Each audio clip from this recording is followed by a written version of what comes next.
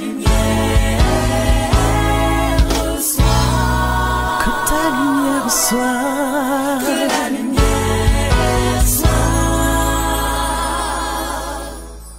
Église évangélique Grâce Académie. Une église, une vision, un ministère évangélique. Une ambassade du royaume de Dieu, un peuple d'adorateurs, une église sans cloison, une voix prophétique, une vision pour sa génération. Nous prêchons et vivons l'évangile du royaume. Grâce Académie.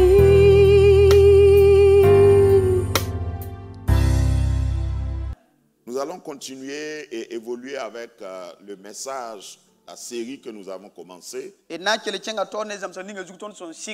résultats de la régénération. Le thème central étant la régénération pour 2025.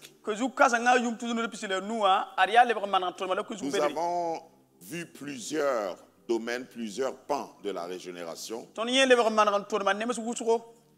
La régénération est le fait que Dieu fasse un plan pour que tu récupères ce que tu avais perdu.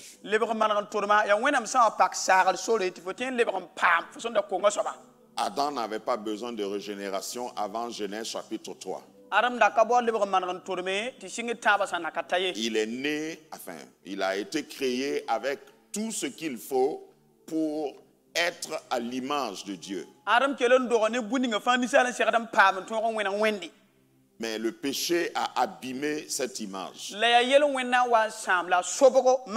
Le péché a distorché cette image. Il y a une différence entre une image et une caricature.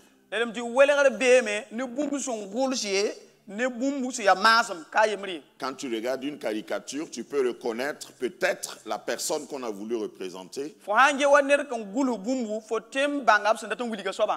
Mais tu trouves que l'image n'est pas exacte.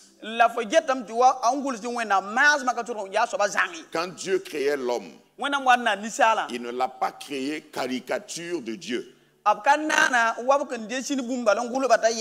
a créé image de Dieu. Donc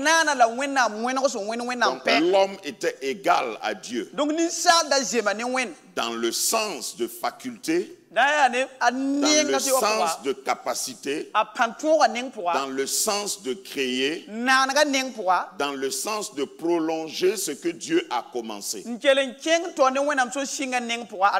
C'est ce qui explique que Dieu se repose. Lorsque la Bible dit au 7e jour, Dieu se reposa, ça ne veut pas dire qu'il était fatigué. C'est parce que l'homme était là pour continuer ce que Dieu a commencé. Et quand Jésus est venu, il a arrêté son ministère, pas parce que c'est fini,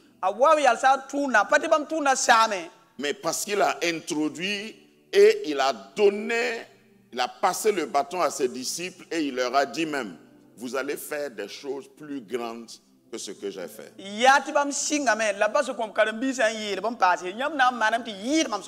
Donc si tu ne comprends pas tout ça, le concept, tu vas passer ton temps à dire, ah ça là si c'est pas Dieu. Vous savez que dans la vie, même des chrétiens arrivent à un moment donné et disent, si ce n'est pas Dieu, moi, ça là, je ne peux rien faire. Si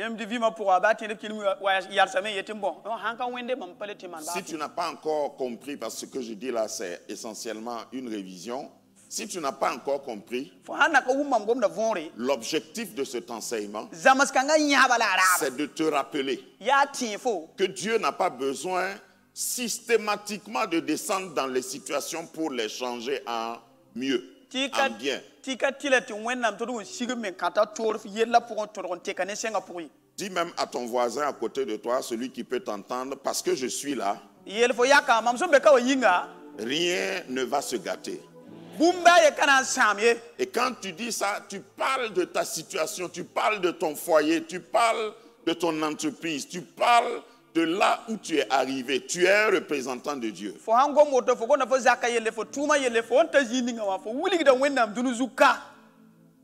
Comme quelqu'un n'a pas dit Amen, là où je suis un représentant de Dieu. Parce que vivre en chrétien, ce n'est pas adhérer à une association cultuelle, une association de religieux pour avoir des amis, pour peut-être si tu n'es pas marié, espérer avoir un mari ou avoir une femme.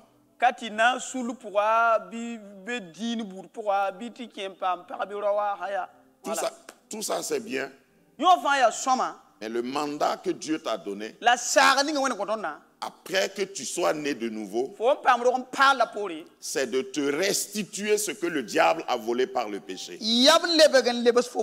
C'est ça en essence la régénération. Les gènes que tu avais perdus, les gènes qui représentaient Dieu, l'image de Dieu en toi, le salut, la foi en Christ te régénère. Et nous en avons parlé longuement depuis le début de l'année. Et maintenant, nous avons commencé à parler de si tout ce qui précède, tous les messages que j'ai donnés, tous les enseignements qui ont été donnés, si tu as bien compris ça, quel est le résultat?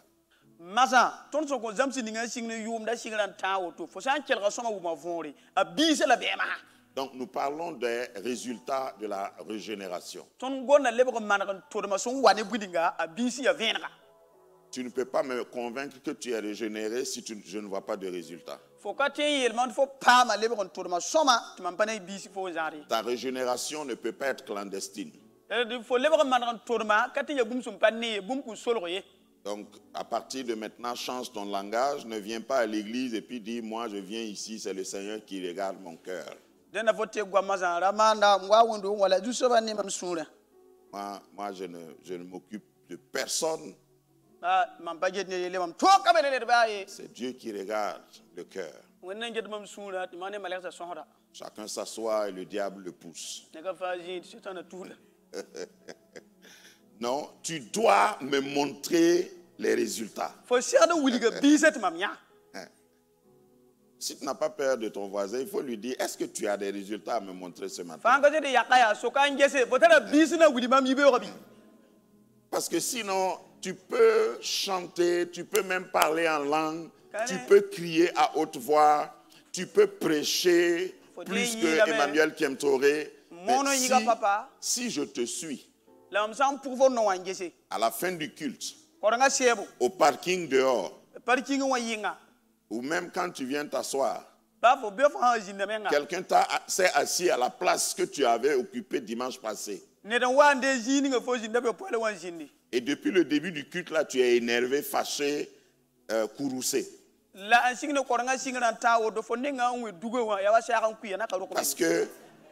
Parce que quelqu'un a occupé ta place. Ma place habituelle. Tu as oublié certainement tes résultats. Les résultats ne peuvent pas être contestés. S'il y a, bon, je ne vais pas trop m'étaler parce que je n'ai pas encore commencé mon message. S'il y a quelque chose que tu ne peux pas contester dans la vie, c'est les résultats. Tout le monde peut dire, je suis ou j'ai, mais on veut voir.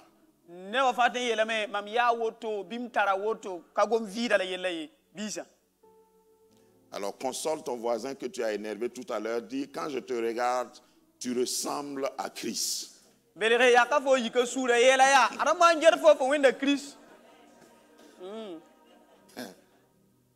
Mais j'attends de voir. Amen.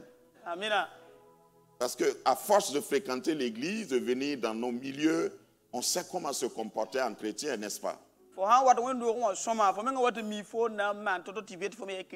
Je connais des chrétiens qui ne disent plus bonjour. Quand ils te saluent, ils disent Alléluia. Alléluia. Et c'est les chrétiens qui disent Alléluia. Et il y en a qui parlent en langue pour te saluer. Tout ça, c'est beau. Mais les résultats. Nous parlons de quels résultats? Dimanche passé, j'ai introduit en disant du fruit et non du bruit. Le fruit, lorsque tu vois le fruit, c'est une preuve que l'arbre existe, que l'arbre est authentique et que l'arbre a grandi. Quelqu'un m'a suivi? Le fruit vient après une certaine maturité de l'arbre, un certain conditionnement de l'arbre. Si tu as été régénéré, tu as été planté, tu as été même arrosé. Quand je prêche comme ça, tu es en train d'être arrosé, entretenu. Donc après, celui qui t'a arrosé, pas moi, mais celui qui t'a planté, pas l'église, mais ton créateur, ton sauveur, celui qui est mort pour toi, il attend un résultat. Et je disais dimanche passé que Dieu est un investisseur. Et quand on investit, on veut un retour d'investissement. Le fait que tu es tombé malade, et puis Dieu a fait que tu n'es pas mort. Le fait que tu as eu un accident. Le fait que depuis ta naissance, tu as traversé des situations. Et Dieu t'a préservé. Le fait que parmi tes frères et sœurs de la même famille, c'est pas qu'il n'y a pas eu des sorciers ou des malfaiteurs qui n'ont pas visé ta vie. Mais Dieu t'a préservé. Le fait même que Dieu t'ait donné le salaire que tu as, c'est un arrosage, c'est un investissement. Au fait, tu n'es pas plus malin que ceux qui ne sont plus là. Donc la question que tu dois te poser, que je dois me poser, c'est pourquoi Dieu m'a gardé encore jusqu'à aujourd'hui? C'est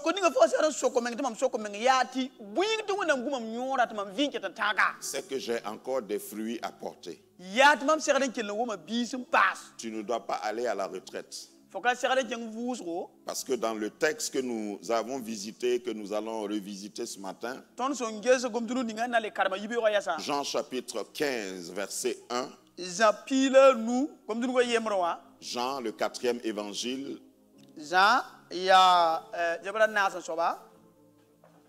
chapitre 15 et le verset 1 à 2, Jésus dit: je suis le vrai cep et mon père est le vigneron. Tout sarment qui est en moi et qui ne porte pas de fruits, il le retranche. Et tout sarment qui porte du fruit, il l'émonde afin qu'il porte encore plus de fruits. Lève la main droite, dis: je porterai davantage du fruit. Je suis déterminé. Seigneur, entends ma voix ce matin. J'ai déjà porté du fruit, mais je décide de porter davantage. Je ne vais pas m'arrêter dans mon engagement de porter plus de fruits. Amen. Amen. Reprends ta place royalement. J'ai écrit un livre pour ceux qui ont déjà acheté le livre Plus de fruits. Le titre c'est Plus de fruits.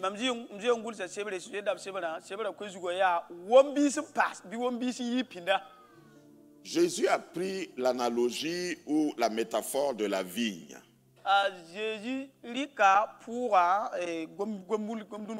Et je vous disais dimanche passé que Jésus a dit dans ses enseignements 7 fois je suis, je suis, je suis, je suis. Je vais vous donner ça gratuitement ce matin. Vous n'avez rien à payer.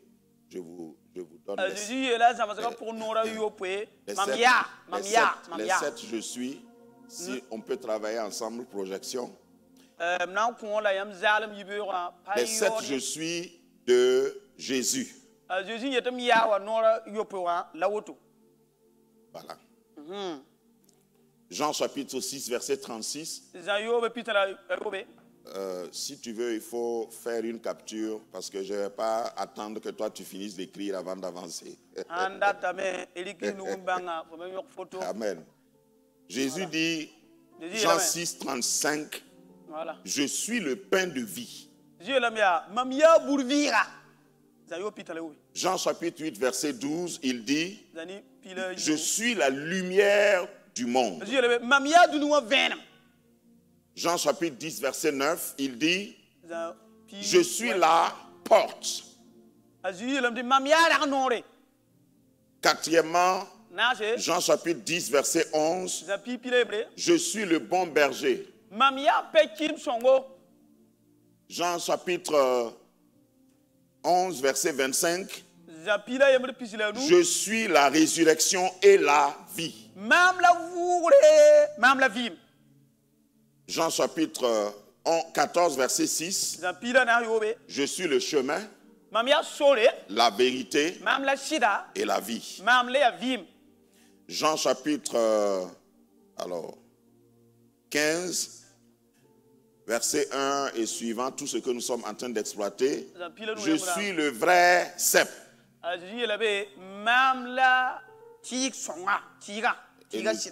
J'ai démontré le dimanche passé qu'est-ce que c'est que le cep, qu'est-ce que c'est que le sarment, qu'est-ce que c'est que le vigneron.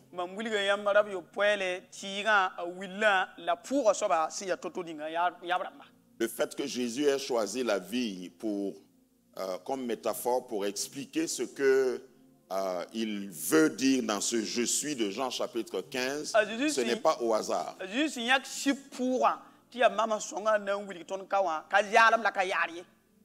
Là, le prochain diapo nous montre ce que c'est qu'un cep, ce que c'est qu'un sarment et ce que c'est que les fruits qui en sortent. Voilà.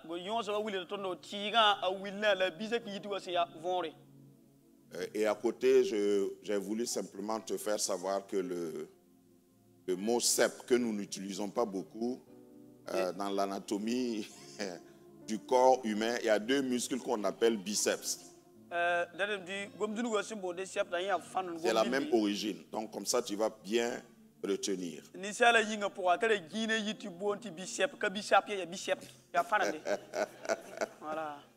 Donc, tes biceps ne sont pas dans ton tronc, c'est une extension.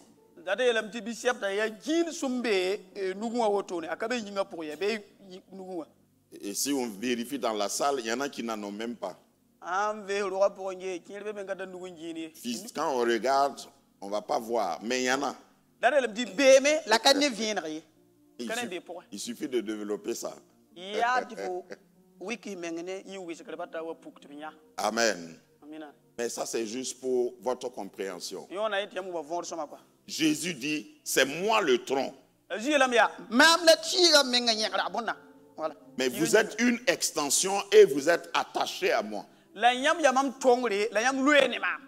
Tu ne peux pas, si tu es détaché du tronc, pouvoir faire quelque chose.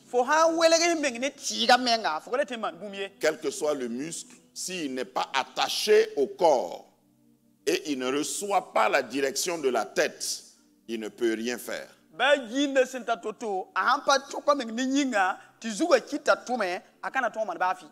Donc ce n'est pas les biceps qui déterminent la valeur de l'action.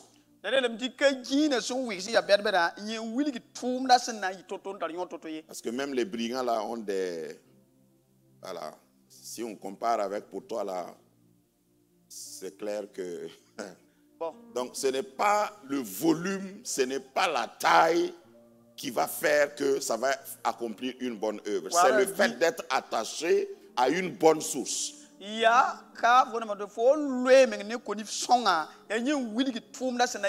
Et lorsque Jésus dit « Je suis le vrai cep », je suis la porte. Dans la parole de Dieu, quand on ajoute l'adjectif « vrai »,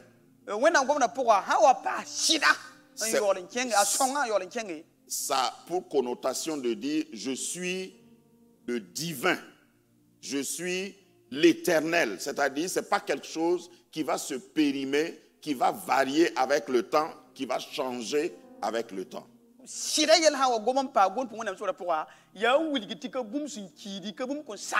Quand il dit « Je suis le bon berger », une des traductions c'est « Je suis le vrai berger ». Il n'est pas comparable aux autres bergers. Parce que Jésus, ce qu'il est, il est éternel, il est comme ça pour tout le temps.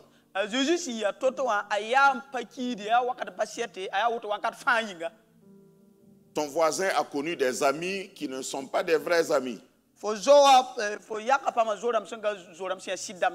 Mais comme toi tu es sage, tu as fait attention, tu n'as jamais eu un ami qui t'a trahi.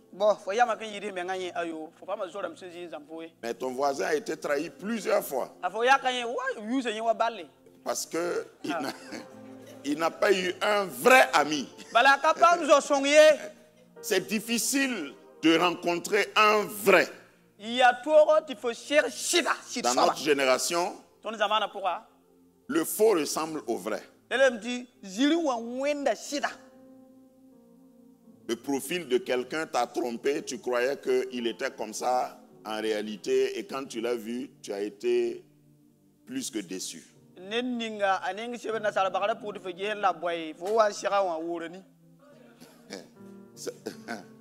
C'est pourquoi particulièrement je n'appelle personne sur Facebook mon ami.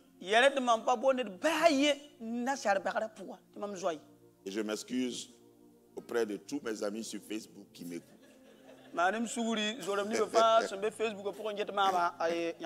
Je cherche à te... J'en ai plusieurs, j'en ai des milliers. Mais je préfère les appeler followers, des gens qui me suivent, mais pas des amis. Ça, c'est l'alternative que l'application nous donne.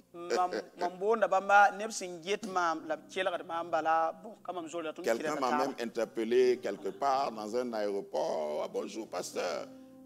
C'était à Lomé, je me rappelle. Et je dis, mais je ne vous connais pas. Il dit, nous sommes amis sur Facebook.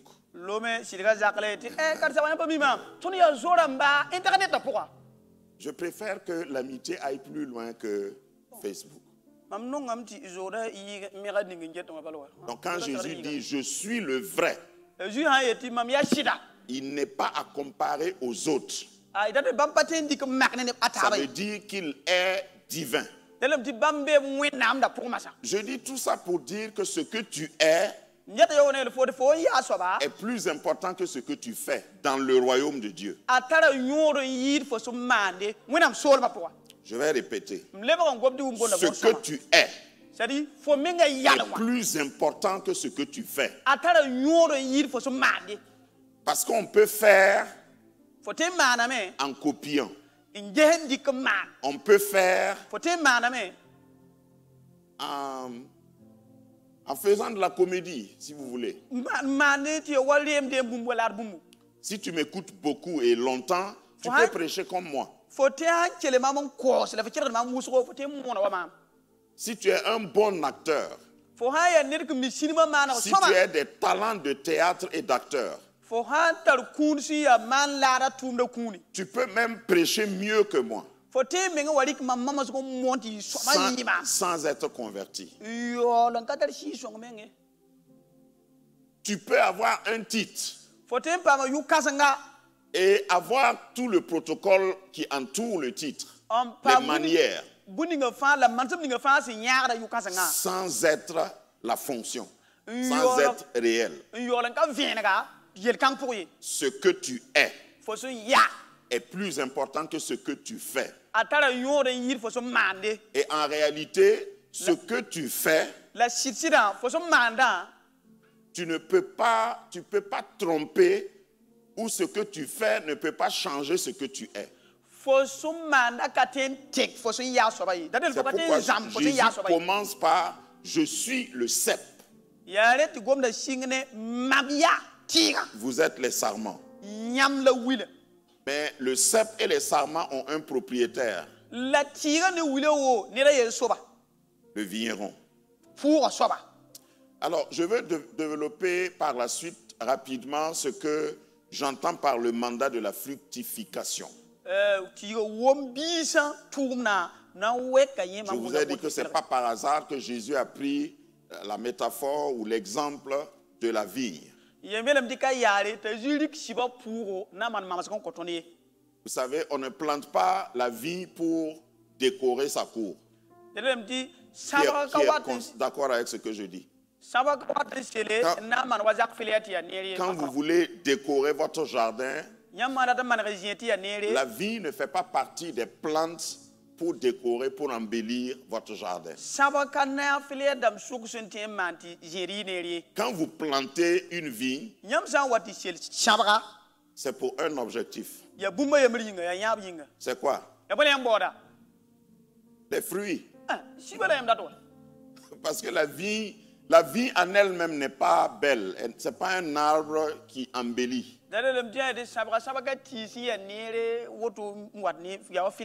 J'appelle ça un mandat parce que l'objectif de Dieu, depuis la création de l'homme, c'est la fructification.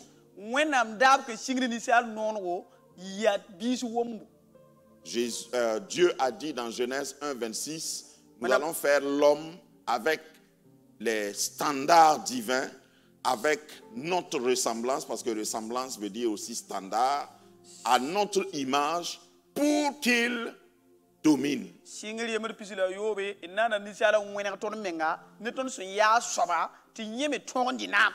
Et si vous venez rapidement dans le premier livre du Nouveau Testament également, Matthieu 28:19, Jésus dit à ses disciples à la fin de son ministère,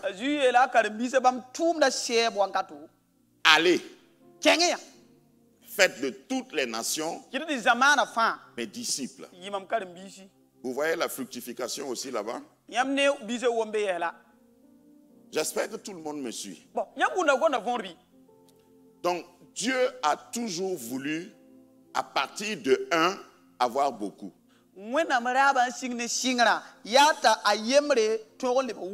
C'est pourquoi il a créé un homme et une femme. Après, Dieu n'a plus intervenu. Je sais que tu veux croire que tu as été formé par Dieu. Non, formé. Je ne dis pas non, hein. Mais Dieu a délégué ce pouvoir-là à ton père et à ta mère. Il a mis cette capacité en eux. Et puis tu es venu au monde tout joli comme ça. Est-ce que tu peux acclamer pour maman et papa? Amen. Ils ne l'ont pas fait sans Dieu. Mais c'est Dieu qui a programmé cette capacité en eux. Donc Dieu s'est retiré simplement parce qu'il a mis ce qu'il faut en l'homme. Pour que l'homme continue. Donc quand il y a un vide, et Dieu veut remplir le vide, il fait venir un homme. Parce qu'il sait ce qu'il a mis en l'homme. Un jour, je vais m'étaler sur ça. Parce que quand vous priez et vous demandez même à Dieu de de chasser un démon, ce n'est pas biblique. Ce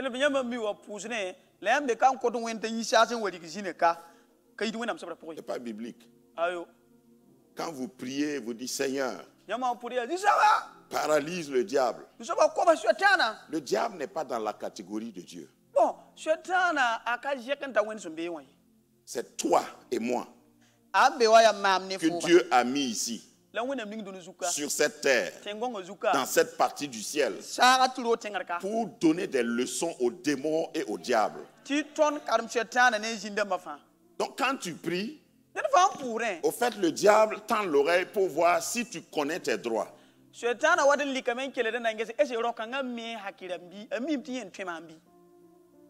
Je suis interloqué, choqué même quelquefois quand je suis dans des assemblées, dans des réunions de prière et quelqu'un élève la voix et prie. Par exemple, je vais vous donner un exemple. Seigneur,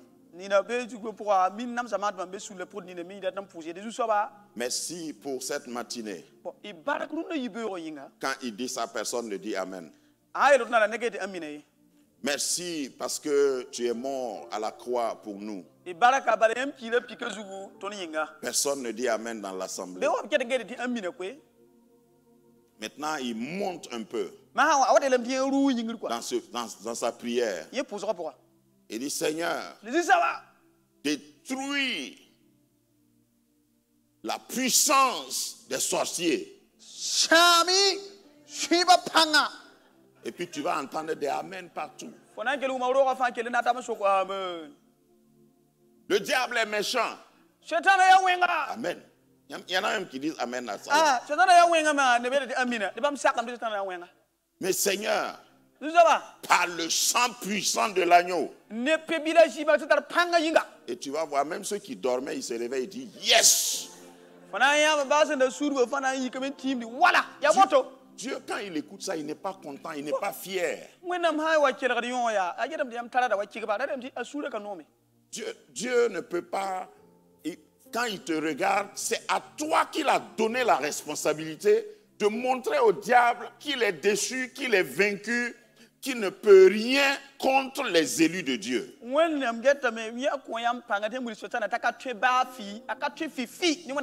C'est vrai qu'il faut utiliser le nom de Jésus, mais tu dois exercer ton pouvoir. C'est ridicule de voir quelqu'un dans la rue qui a un bazooka ou une kalachnikov et on le provoque et il fuit avec son arme.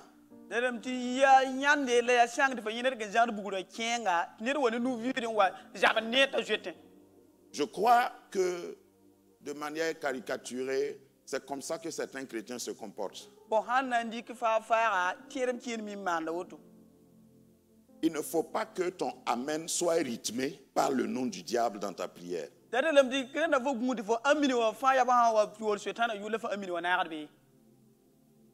Nous avons décidé, nous avons l'habitude ici de partir de la parole de Dieu, pas par les habitudes.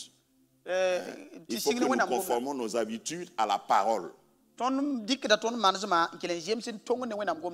quand vous voyez une prière qui est chaude simplement parce que c'est en ce moment qu'on chasse le démon, Dieu n'est pas fier.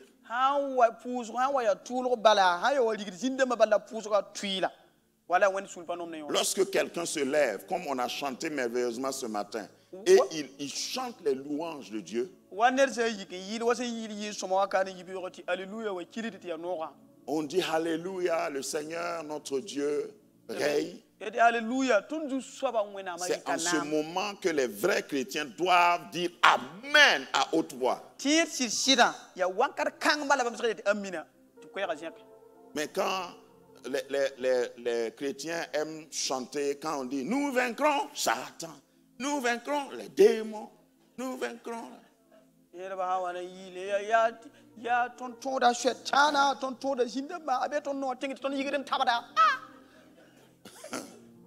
C'est en ce moment ils peuvent chanter.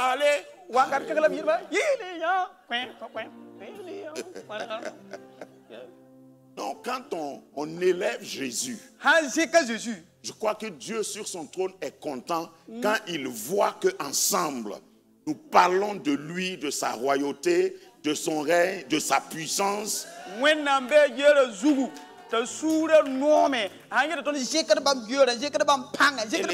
Laissez-moi dire ça simplement. Et lorsque Dieu, le ciel est réjoui, l'enfer est quoi?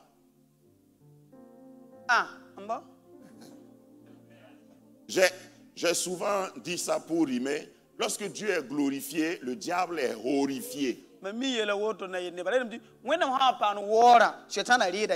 Et qui est-ce que toi tu veux faire? Tu veux rendre qui heureux dans ta vie?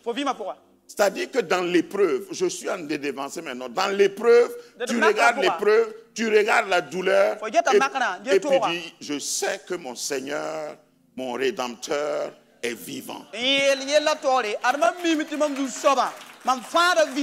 C'est ça qui réjouit le cœur de Dieu. Ne nous trompons pas. Et quelquefois, quand on regarde une église, pour rester dans l'analogie, et puis on dit, c'est une église vivante. Vous savez dans nos critères, là, ce qu'on appelle église vivante, c'est là où on prie beaucoup, ce qui est très bien. Nous prions beaucoup ici. Mais quand tu écoutes le contenu de la prière, on fait la publicité, littéralement la publicité du diable. On le chasse là où il n'est pas. Il n'est pas encore là et puis on dit sors. Par exemple, si tu chasses le diable dans la vie de quelqu'un qui a faim et qui est étourdi. Vous savez que ça existe. On n'a jamais vu quelqu'un qui a faim et qui parle mal.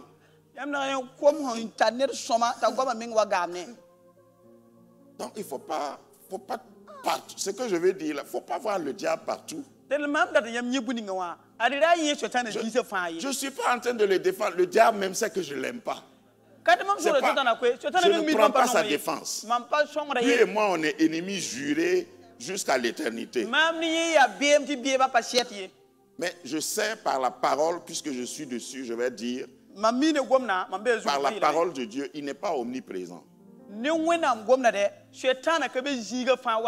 pas présent partout. En même temps. Par exemple, ce matin-là, peut-être qu'il est en Inde. C'est là-bas, il y a beaucoup d'idoles. Et toi, tu es à Ouaga 2000, ici, tu le chasses. Moi, je sais que je suis un temple du Saint-Esprit. Et un démon ne peut pas habiter, s'asseoir dans le même temple avec, comment? Avec le Saint-Esprit. Où ça? C'est que tu ne connais pas le Saint-Esprit. Les douleurs que je sens dans mon corps, ce n'est pas systématiquement le diable qui m'a fléché. Tu réveilles le matin, tu as mal dormi, mal positionné ta tête, tu te réveilles, tu as torticolis, tu dis au nom de Jésus, j'arrache la flèche. Il n'y a pas de flèche. Tu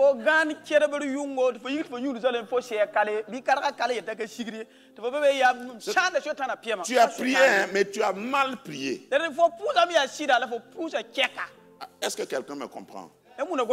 Je ne suis pas en train de dire qu'il ne faut pas chasser. Ça, c'est ton rôle. Dieu t'a donné cette autorité. Je vous ai donné le pouvoir de marcher sur les serpents et sur les scorpions, sur toute la puissance de l'ennemi. Ça, c'est notre droit.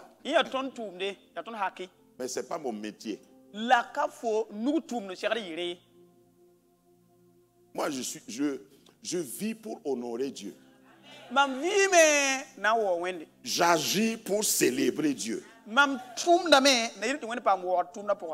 Le nom du diable ne doit pas sortir dans ma bouche. Il y a des gens, s'ils ont prié, ils n'ont pas menacé le diable, c'est qu'ils n'ont pas prié.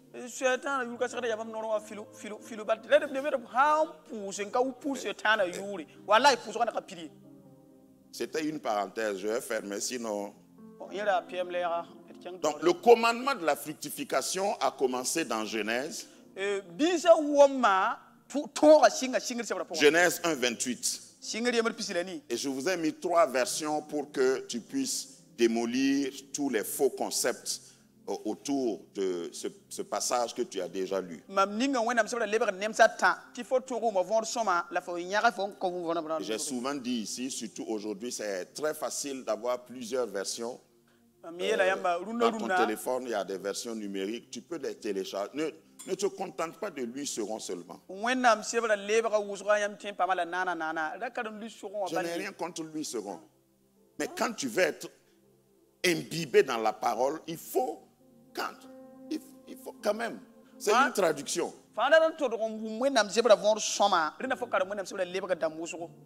Amen.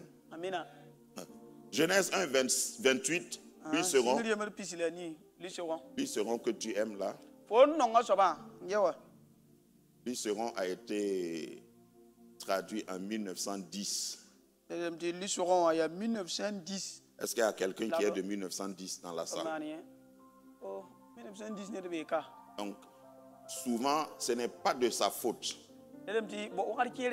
Au moment où il traduisait, il y a des mots qui n'existaient pas encore pour expliciter. Donc, quand tu lis, il faut savoir que c'est limité d'une certaine manière, toutes les traductions d'ailleurs.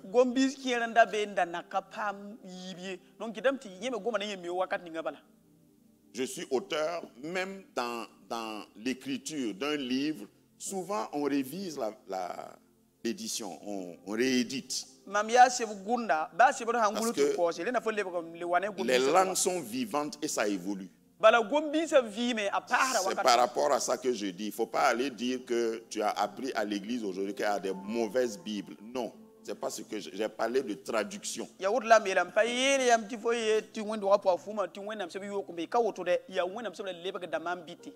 Dis-moi amen pour que je sache que tu as compris.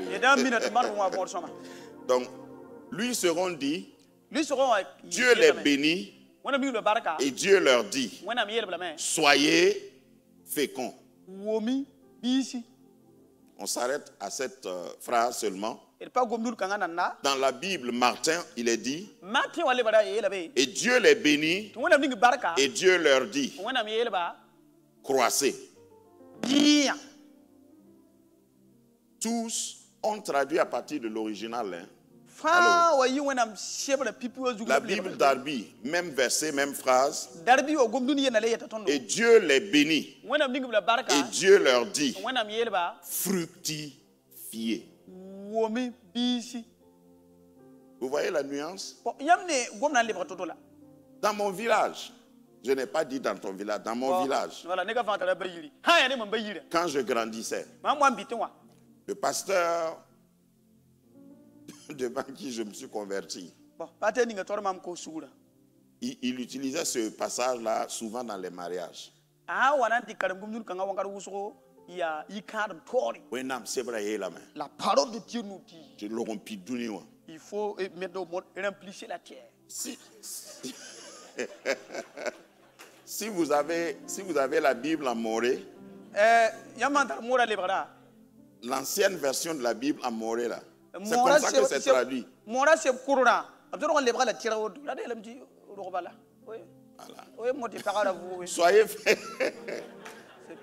Soyez féconds, ça a été traduit. Faites des enfants et remplissez la terre.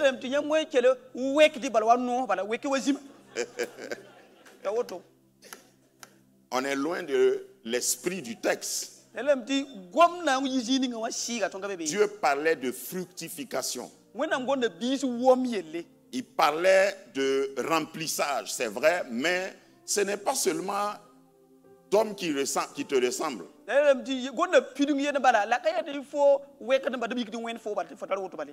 fait un autre enseignement où je disais, il ne faut pas multiplier le mauvais. Tu es pauvre et tu multiplies des pauvres.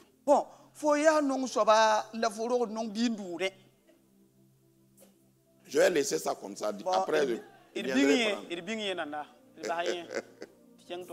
si tu vas multiplier, dans le principe de la semence, de l'ensemencement ou de l'agriculture, on choisit les meilleurs grains pour aller semer. Pour ne pas offusquer quelqu'un, sois bon d'abord avant de multiplier.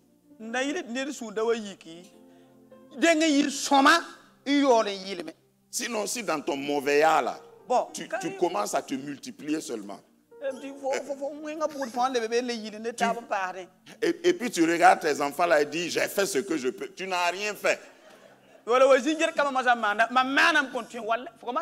Débrouillez-vous. Moi aussi, j'ai fait ce que je peux. Tu as fait quoi?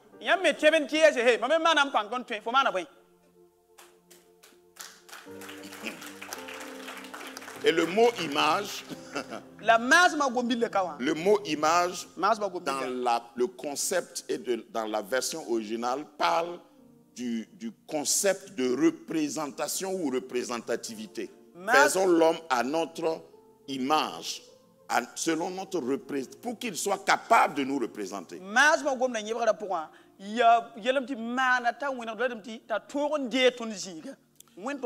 Le mot image, c'est le même mot dans la racine où, dans les 10 commandements, dans le décalogue, Dieu disait, vous n'aurez point d'autre Dieu, c'est-à-dire vous n'aurez point d'idole, une représentation d'un Dieu devant ma face. Donc,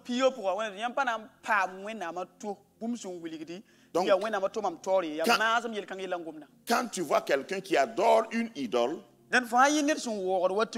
ça peut être une pierre, une montagne, une rivière, et il appelle l'idole là par le nom d'un Dieu, d'un esprit. C'est ça l'image. Dieu nous a littéralement créés à son image, pour que quand nous marchons, les démons voient Dieu en nous.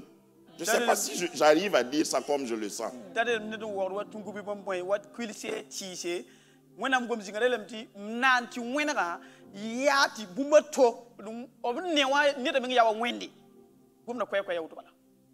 Tu ressembles à Dieu. Toi, tu ne le sais pas, tu n'as pas conscience, mais à partir de ta régénération, désormais, tu ressembles à Dieu. Mais pour que cela soit concret, c'est en ce moment que tu dois montrer ça par des fruits. Parce que ta conversion ne t'a pas changé sur le plan biologique. Tu as toujours le même groupe sanguin.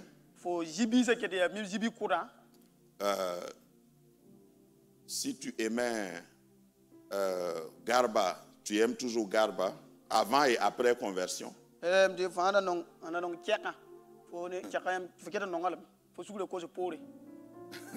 Donc la conversion ne change pas tes goûts.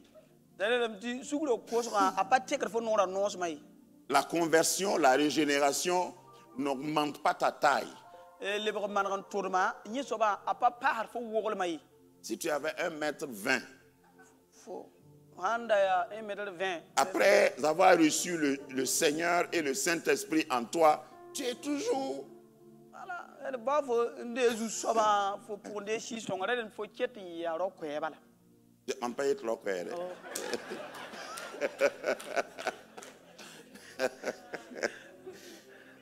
Le psaume 82, verset 6 nous dit, ça c'est la révélation que le psalmiste a reçue. Et ici, c'est Dieu qui parle. Et il dit, j'avais dit. Vous êtes quoi? Des dieux. Ça, c'est avant la nouvelle alliance. Ça, c'était avant la régénération. Maintenant que tu es régénéré, sois fier d'être un Dieu pour l'ennemi. C'est-à-dire, tu arrives dans une situation et tu refuses. Je ne sais pas si vous pratiquez ça littéralement. Moi, il y a des situations que je refuse. Je peux vous choquer. Il y a des prophéties que je refuse.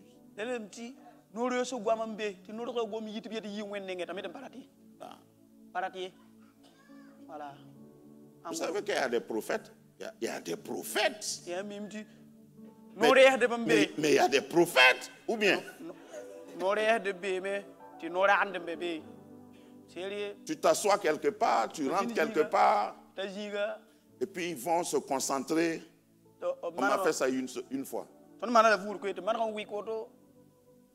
Je vois qu'il y a un grand vent qui arrive. Vous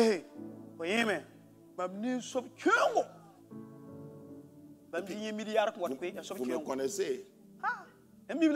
J'ai ajusté ma veste. Avant qu'ils ne disent la fin de la phrase, j'ai dit, ça commence dans ta maison.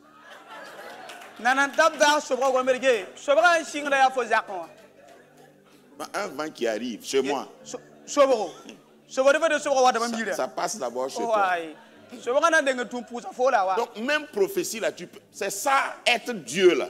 Si ça ne te plaît pas, pourquoi tu acceptes? Moi je cherche, je ne vais pas quitter et puis aller me mettre à prier pour... Non, sur place. Je te donne ta monnaie. Comme tu es prophète là, il faut aller essayer de changer ça. Ce que tu as envoyé sur moi là, je remets ça sur toi. Et dans le siècle où nous vivons là, il faut faire ça. Même sur cette nation, il y a quelqu'un que j'ai repris comme ça.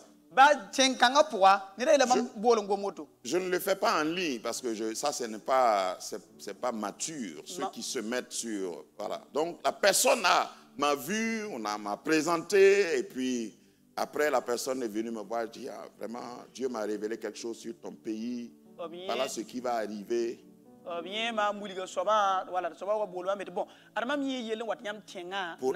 Pour être assez gentil, parce que quand tu es à l'étranger, il faut faire la diplomatie.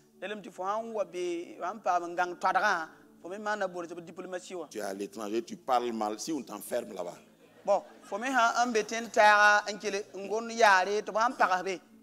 Donc j'ai dit, ce que vous dites là, j'avais eu ça avant.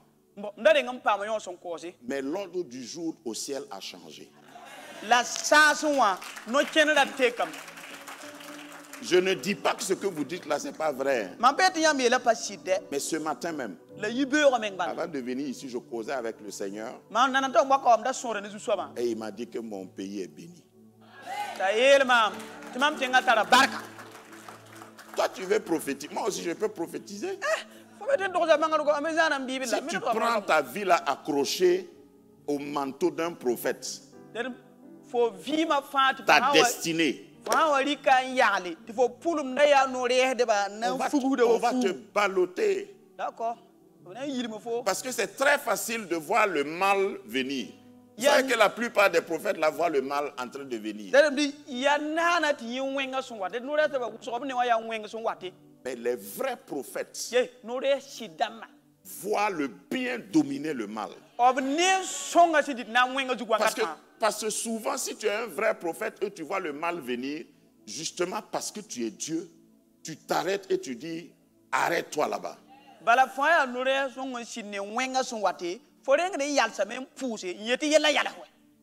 J'aime Josué dans la parole de Dieu. J'ai prêché sur Josué souvent. Josué a dit au soleil de s'arrêter. Tu es un Dieu. Dans ton domaine, tu dois pouvoir gouverner, dominer, refuser ce que tu n'as pas commandé.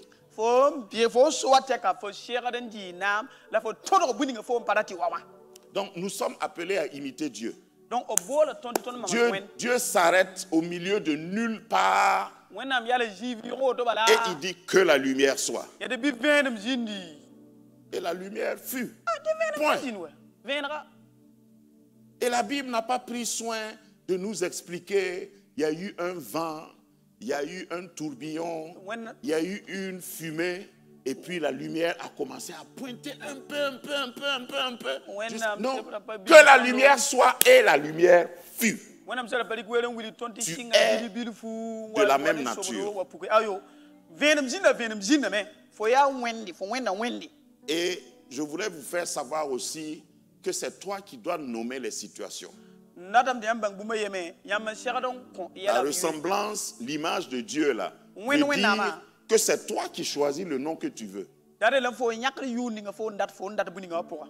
ne sais pas si tu as réalisé que Dieu a créé les animaux sans nom. Regarde l'honneur qu'il nous fait. Les situations qui viennent dans ta vie là, en réalité, ils sont sans nom. C'est à toi de les nommer.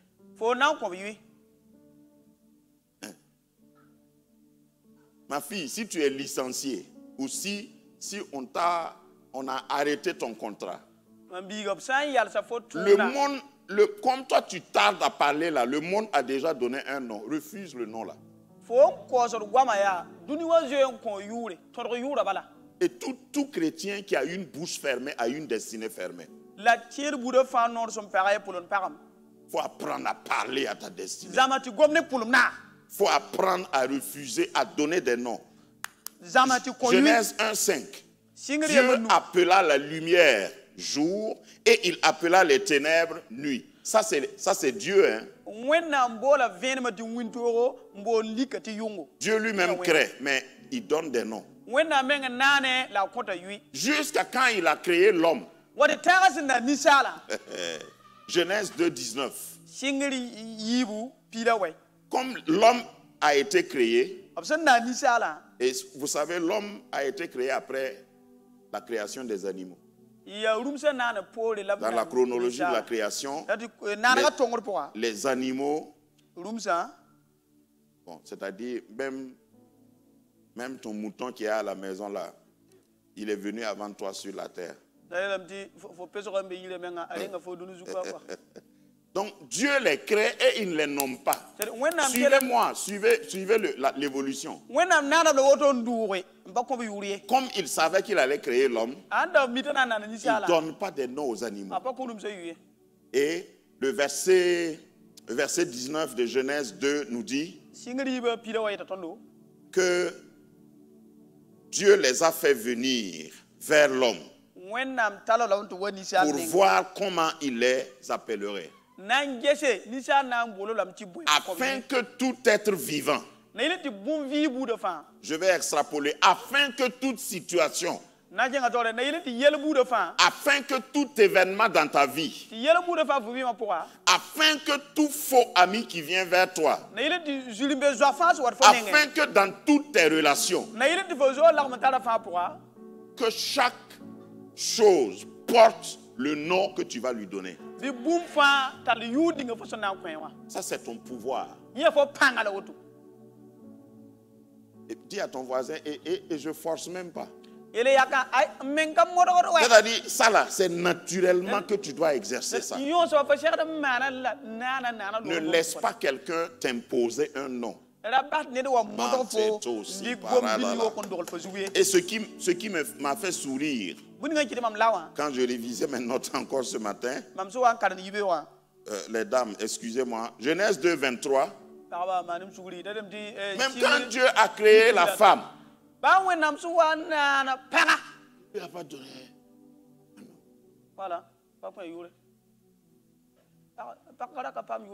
Maintenant, la nuance.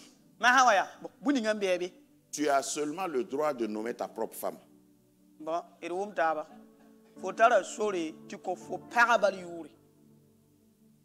Si tu as un garçon à côté de quelqu'un, il faut lui dire, laisse ma femme tranquille, occupe-toi de ta femme. Dieu dit, il n'est pas bon que tu sois tout en un, que tu sois toi seul, puisque la femme était en lui.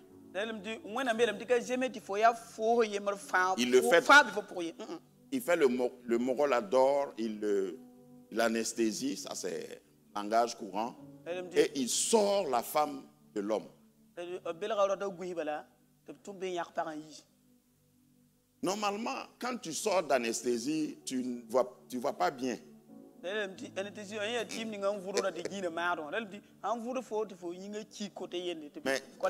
Mais comme c'est en la présence de Dieu, apparemment Adam s'est réveillé et puis il a récupéré. Parce qu'à l'hôpital, là, il y a ce qu'on appelle salle de réveil, non? Adam n'est pas passé par salle de réveil. Il n'a pas été rééduqué. Quand il s'est réveillé, il a reconnu. Cette fois-ci-là, ça n'a rien à voir avec les caïmans, les chimpanzés, les crocodiles, les éléphants, les buffles de Balkui. Non, ça n'a rien à voir avec ça. Voici cette fois-ci celle qui est os de mes os. Est-ce qu'il voyait les os là même? Os de mes... La femme là est là, toi tu dis les os là c'est mes os. Et justement, quand tu veux te marier, une parenthèse pour les célibataires, il faut étudier les os avant la chair.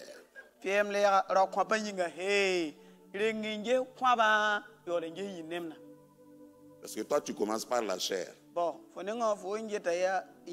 Notre ancêtre même a commencé par les os avant de venir sur la chair.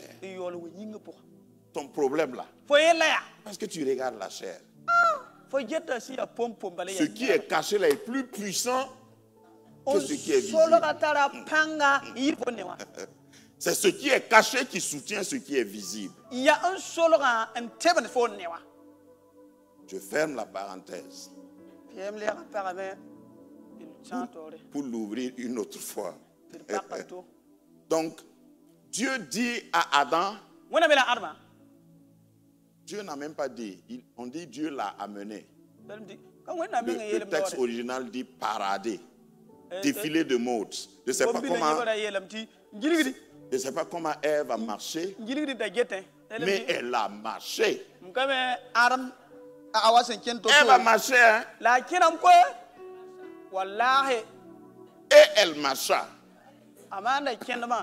jusqu'à... Adam a commencé à parler.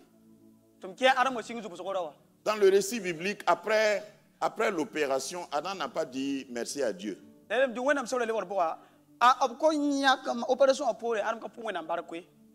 Quand il a vu Ève, moi quand je serai au ciel, je vais le chercher et puis lui demander. Toi, tu la connaissais où?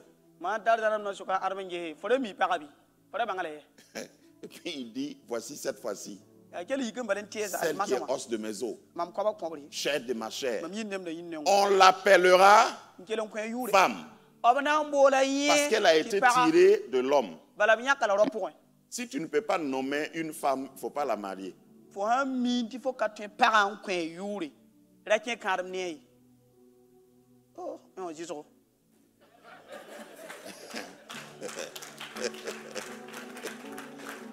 Vous savez qu'il y a des gens qui sont mariés.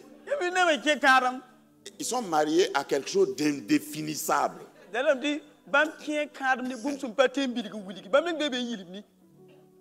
Dans toutes les langues, ils cherchent le nom là, ils ne trouvent pas.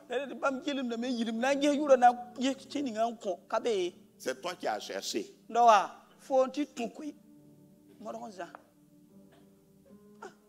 Ça aussi, c'était une parenthèse. Je ferme.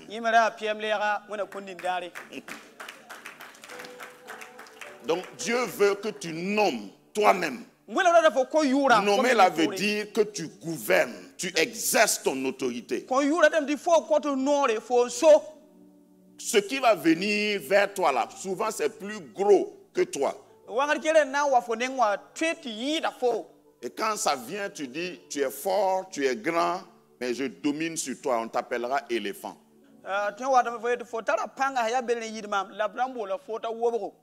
Alors, si tu réalises toutes les situations qui sont venues dans ta vie, que tu as rencontrées, est-ce que tu les as nommées toi-même? C'est cette foi-là qui amène certaines personnes, certains d'entre nous, même quand tu vas chez ton spécialiste et puis il dit, ce que je vois là, ça ressemble à un cancer. Tu dis non. C'est pas un cancer.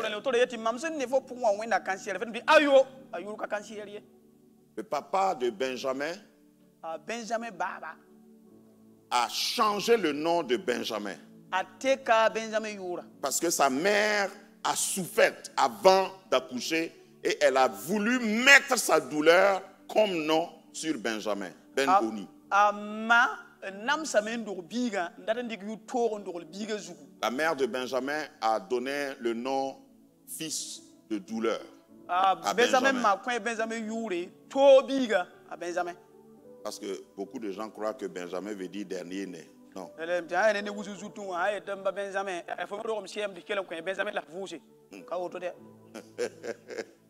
Benjamin veut dire fils de ma main droite. Et encore une parenthèse, chaque homme dans son foyer doit nommer lui-même ses enfants. Donc,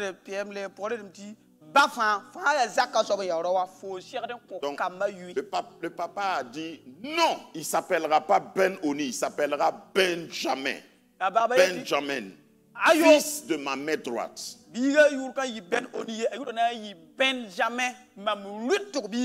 Donc, il y a des situations qui sont fâcheuses. Quand elles viennent, les gens commencent à l'appeler d'une certaine manière. Toi qui es le propriétaire, le concerné en premier, tu bombes ta poitrine et tu dis non, je ne l'appellerai pas comme ça. Et ça là, c'est un échec. Hein? Ça, c'est ce que les gens disent. Et puis toi, tu bombes ta poitrine, tu dis non, ça, c'est pas un échec. Ça, je l'appelle école. Ça, c'est une déception. Hein? Tout ce qui te reste à attendre, c'est Goumet Pro Max. Et tu bombes ta poitrine, tu dis non. Ça m'a rendu mature. Le problème même là a eu la chance de me rencontrer. Et ma génération a eu la chance que c'est à moi que ce problème est venu.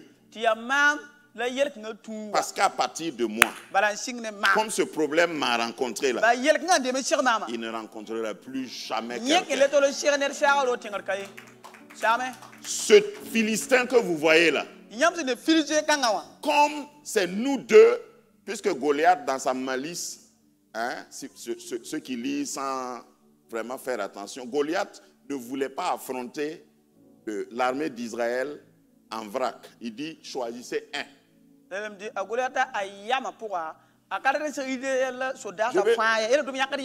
vais prophétiser sur quelqu'un. Dans ta famille, ce n'est pas pour rien que c'est toi qui as été choisi pour affronter Goliath. Parce que si c'est quelqu'un d'autre, il ne va pas pouvoir tuer Goliath. Donc Dieu t'a fait une faveur, une considération, et il t'a choisi pour rencontrer Goliath afin de l'éliminer. Comme ça, tu vas libérer toute ta famille, toute ta lignée. Quand David a tué Goliath, et c'est vrai, David a changé de quartier. Il a changé de quartier avec toute sa famille. Parce qu'il est devenu gendre du roi. Il est devenu propriétaire terrien quelque part. On lui a donné résidence privée. Oh, ne regarde pas Goliath comme un malheur. Goliath est venu pour t'élever.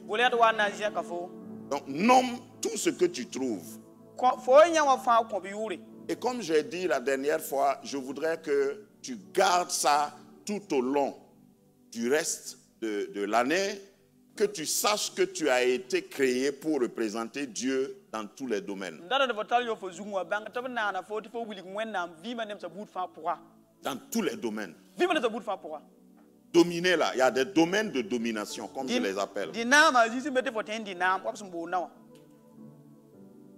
Voilà quelques domaines de domination, je vous donne la liste et on s'arrête. Et je sais que quelqu'un, quand je vais dire un domaine de domination, si tu es dans ce secteur-là, tu dis c'est moi, dis à haute voix.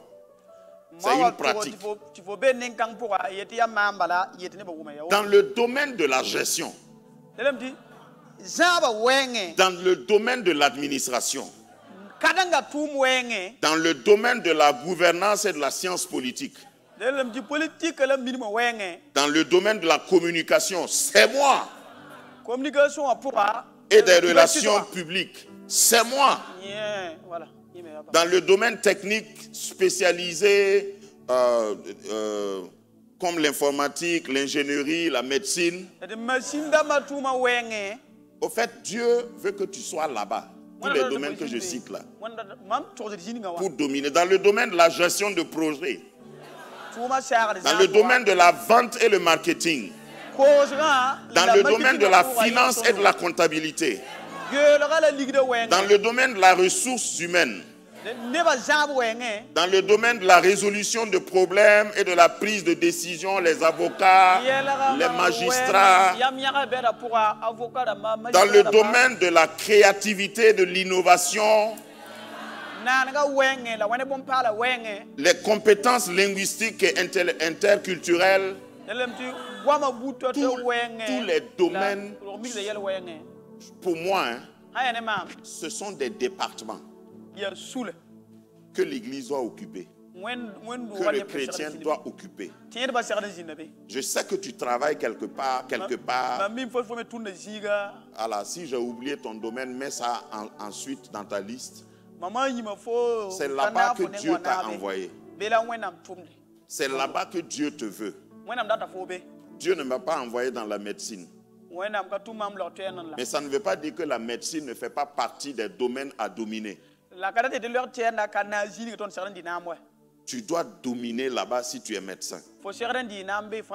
Tu viens à l'église, tu ne chantes pas, tu ne prêches pas. Peut-être que si tu chantes même, tu déranges ton voisin.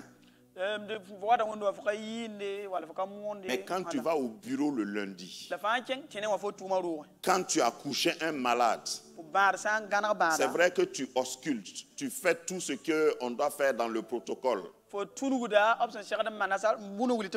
Mais tes mains sont les mains de Dieu. Tes paroles sont les paroles de Dieu. Parce que Dieu crée aussi en soufflant.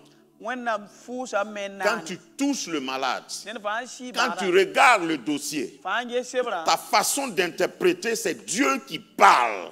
Tu donnes vie à des nerfs qui sont inertes. Tu reconstitues des cellules en parlant après le diagnostic. Oh, je ne sais pas comment je vais rendre ça. Ce n'est pas de l'orgueil. Mais de plus en plus, j'arrive dans des situations. Et puis, je dis, comme je suis là maintenant, ça va changer. Non, non, ce n'est pas de l'orgueil. Comme je suis là, ça va changer. Dans un pays pas loin d'ici, quelqu'un m'a rencontré, il dit, ah, je priais pour mon projet. Et Dieu m'a dit de t'inclure dans mon projet, comme ça va marcher. Et je lui ai dit, tu n'as pas menti. Moi-même, je sais ce que Dieu m'a donné. Voilà. Et ça marche. Il m'a donné des parts que lui-même il a payées. Il dit, pardon, il faut rester là seulement. Il faut être avec nous. Bientôt, ton voisin va t'appeler pour que tu prennes des parts chez lui. Parce qu'il y a des choses, si tu manges ça seul, tu auras des problèmes. À la pêche miraculeuse, là, Pierre a appelé les voisins. Venez m'aider. Il y a des poissons que tu ne dois pas manger seul. Dis ça à ton voisin. Il y a des poissons qu'il ne faut pas manger seul. Tu as créé ton entreprise. Chaque fois que tu chantes, c'est la sueur de mon front. Ça va être la sueur de ta nuque après.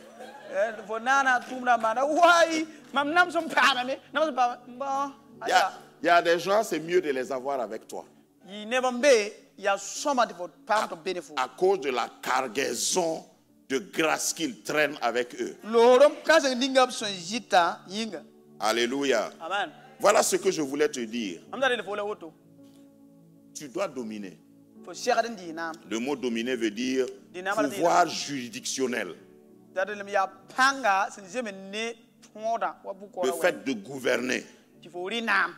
Le fait d'exercer l'autorité. Le fait d'être compétent. Et là, je parlerai des fruits après. La compétence.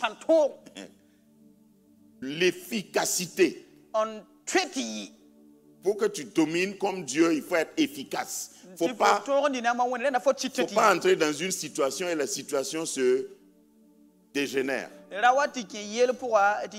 faut être percutant. Quand tu passes, après les gens sauront que tu es passé. Et j'aime dire, même dans l'église, quand on te met dans une commission, quand on te met dans un département, il ne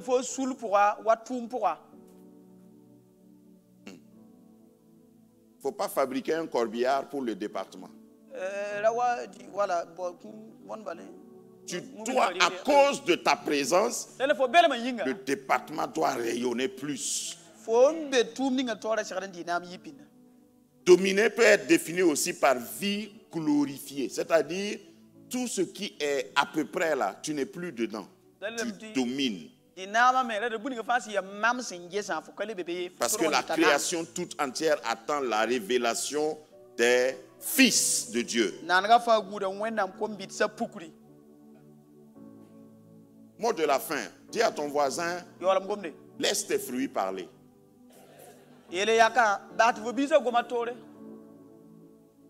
Projection. Laisse tes fruits parler. Parce que quand tes fruits parlent, toi tu n'as pas besoin de parler. Et j'ai compris que dans la vie, souvent c'est même pas nécessaire de vouloir argumenter. Laisse tes fruits parler. Il y a des situations, une accusation. Si tu essayes de te justifier dans certaines accusations, tu vas couler. Laisse tes fruits parler. Et ça, je sens comme c'est une parole de consolation pour quelqu'un. Souvent, tu peux être quelque part et l'accusation qu'on met sur ton nom là, ça fait très mal. On ne peut pas expliquer. Laisse tes fruits parler. Parce que quand les gens vont voir ton fruit, ils vont fermer la bouche. Dans Acte 28, on a accusé Paul. Dans le même chapitre, on a dit que Paul était un pécheur. Il était un porte-malheur. Il était un porte-malheur. Vous savez, quand le navire a coulé. Et puis, un serpent, une vipère l'a mordu. On dit, vous voyez, non? Dans quelques minutes, il va enfler et puis tomber. Et le passage dit qu'ils ont attendu. Je dis, tes ennemis là vont attendre. Et puis ils vont attendre. Et après ils vont attendre. Comme ils ne voyaient pas Paul tomber, ils ont changé d'avis. Et ils ont dit, ce monsieur là c'est un dieu. Et de pécheur à Dieu, sans passer par le baptême. Waouh. C'est ton histoire que je raconte. Mais pour ça, il faut rester attaché au cep. Parce que chaque épreuve dans ta vie va sortir le meilleur de toi-même. Dernier diapo, s'il vous plaît. Lorsque tu es éprouvé, lorsqu'on presse le raisin, ce qui va sortir là, c'est le meilleur du raisin. Certains d'entre vous, souvent, vous êtes pressés. Au fait, c'est quand Dieu décide que tout le monde se mette d'accord sur ton goût.